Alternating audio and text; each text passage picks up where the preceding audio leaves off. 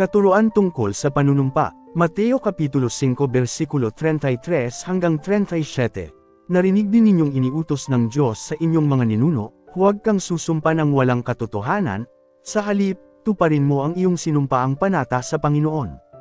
Ngunit sinasabi ko sa inyo, huwag na kayong manunumpa kapag kayo'y nangangako.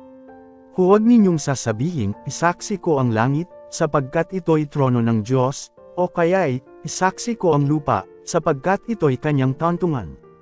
Huwag din ninyong sasabihin, isaksi ko ang Jerusalem, sapagkat ito'y lungsod ng dakilang hari. Huwag mo ring ipanumpa ang iyong ulo, sapagkat ni isang buhok sa iyong ulo ay hindi mo kayang paputiin o paitayman. Sabihin mo na lang na oo, kung oo at hindi, kung hindi, sapagkat ang anumang sumpang idaragdag dito ay buhat na sama-sama.